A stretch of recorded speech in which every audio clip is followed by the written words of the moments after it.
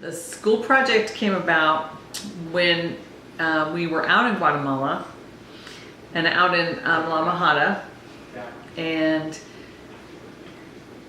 we were looking around, and Lois casually mentioned that there was some land there, and that was where that village wanted to put the school that they wanted to build. And I said, how much would the school cost? And she said $20,000. And then I said to my husband, let's do this. So my parents were in Guatemala on a trip, and one day I get an email from my mom that says, I want your help and the Community Development Club's help building the school. And I was like, what? Like, that's a lot of work. I don't know what's going on.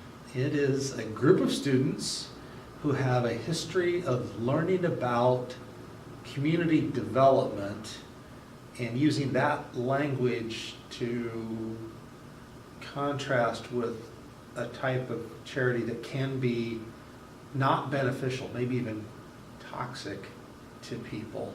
So the group of students continues to learn and is dedicated to helping others learn how to help people help themselves rather than give them things or in any way provide a charity that could somehow become more toxic. Good to see you. Good to see you.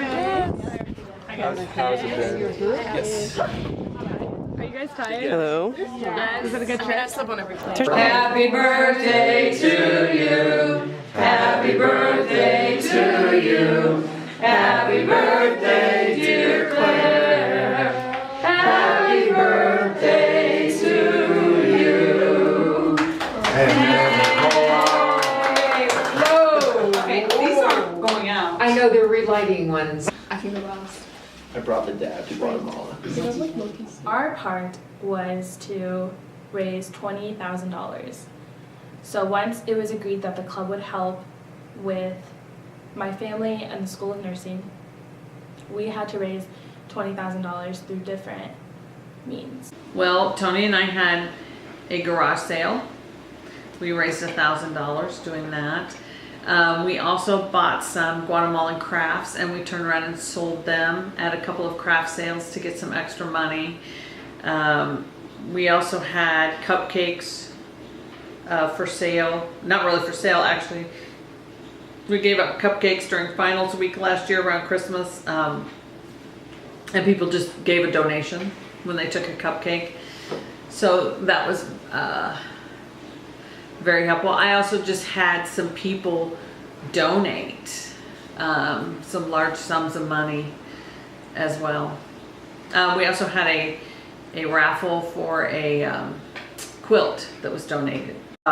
It just so happened that the previous faculty had been contacted a couple of years ago by the Chiefs wanting wheelchair assistance at the games, and so that was the connection.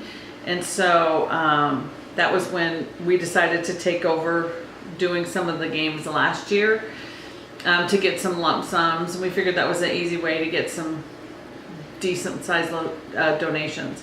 The Chiefs give us, depending on the game, whether it's a day game or a night game, or if it's a holiday game, they'll give us more money if we get 20 volunteers. And what we do is we get people to work at each gate when the gates open, and we help people to their chairs that can't, or to their seats that can't walk all the way up to their seats. We're all in. I hope so. Yeah. We got Back. So one area was completely different from the other area, which shocked me. We went from a super nice area to some really bad parts in some not touristy areas, which that was the most eye-opening, which got me the most world view. When we flew into Guatemala City and then to Antigua, it was like, all right, this is a normal place. This looks kind of like a city in America. This is nothing out of the ordinary. But then once we got into the villages, and that's when it really hits you. Cuidado, Abby.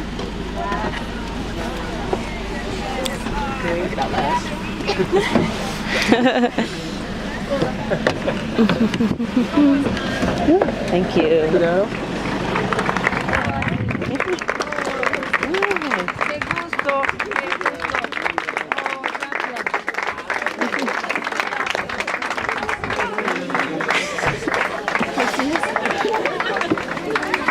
Gracias.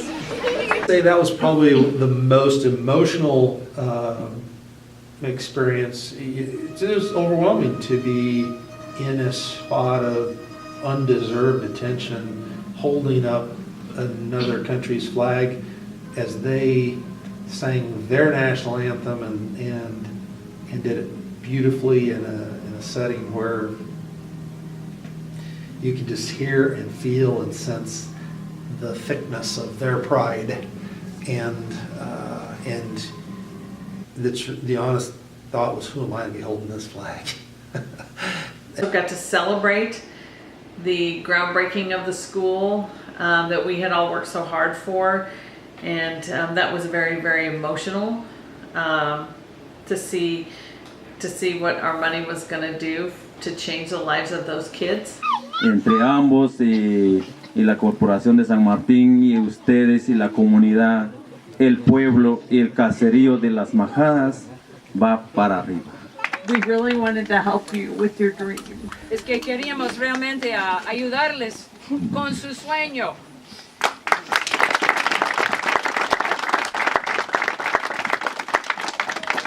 Yes, thanks for having us back. This is becoming like a second home to us, Guatemala. I remember praying about it and saying, God, if you don't want us to do this, then give us a sign. And every time I prayed for that, somebody would give us more money. So it always seemed like the right thing to do. Uno, dos, tres. Fuerte, fuertísimo.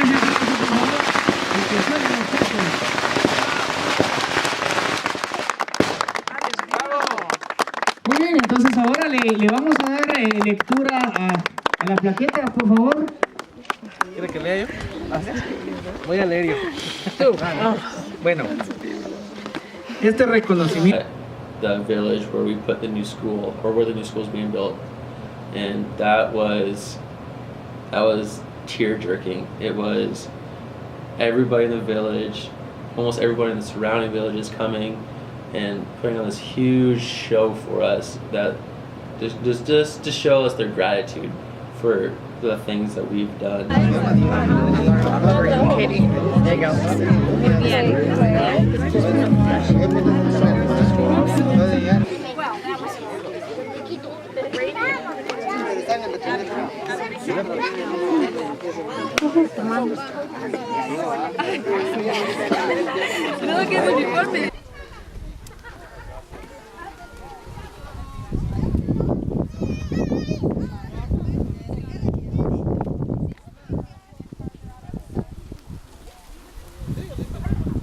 Everybody went to San Martin and worked on a building a kitchen for a school. Really?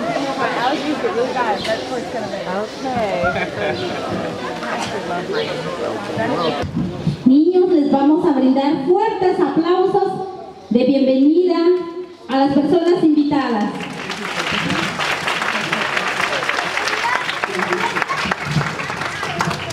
Muy bien, sean bienvenidos nuevamente.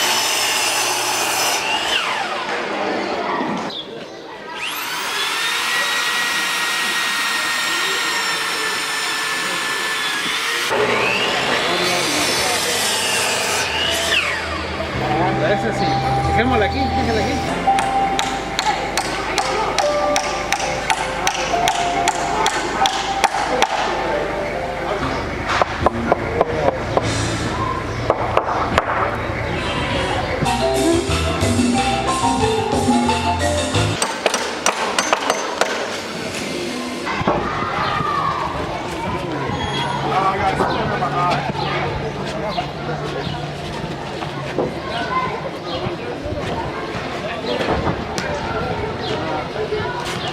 It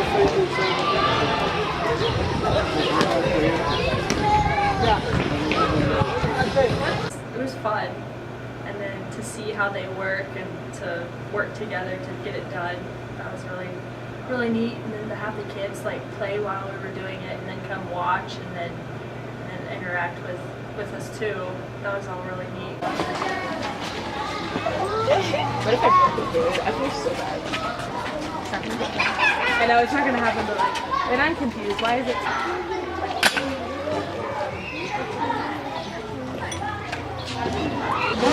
So like, I wouldn't take it on the highway, or if I did, it'd be like for a couple exits.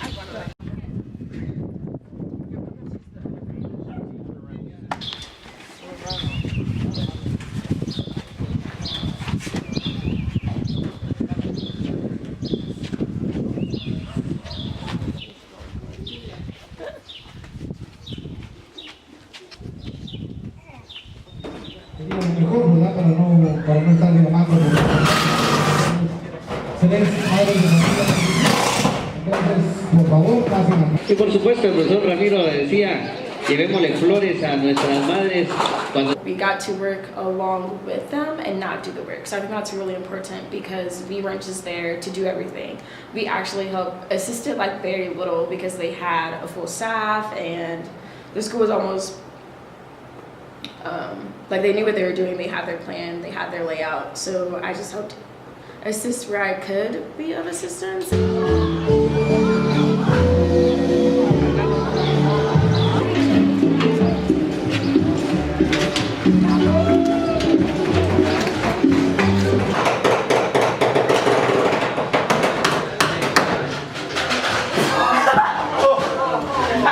There's nothing more humbling than going somewhere that you don't know their language.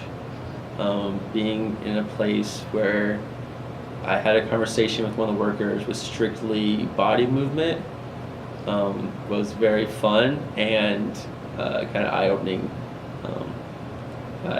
You really don't understand how little you are in this world until you go somewhere where you cannot speak their language.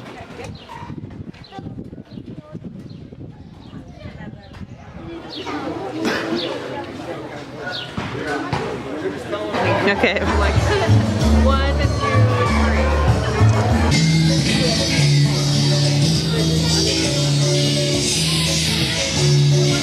The ceremonies, they have like streamers around whatever the project is.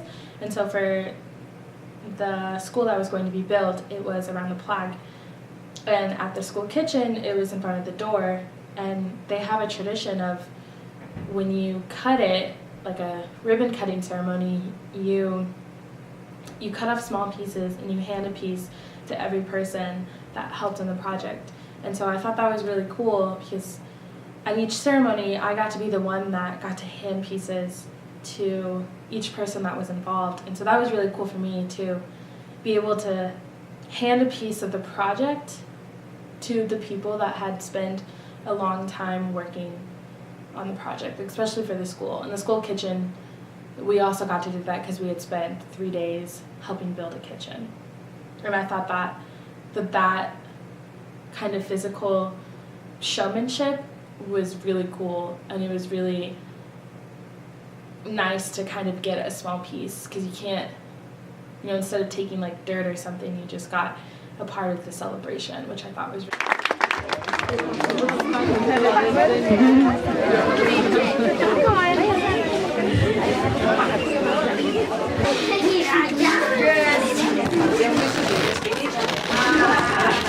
My perspective after the trip shifted drastically because it just helped reiterate how privileged that I am, right? So I feel like some people, when they think of privilege, they don't think like, oh, having running water, that's a privilege, or oh, having electricity whenever I want it, that's a privilege. And so being in that underdeveloped nation, such as Guatemala, and in those villages, I got to go without running water sometimes, or their restrooms weren't the best. And so in that sense, it just helped me realize like, hey, do some reflection, realize that you're privileged, and don't take things for granted, because I do. And still to this day I do, but now I'm better at reflecting and measuring my privilege, and so I feel like I'm more grateful in a sense to the things that I have.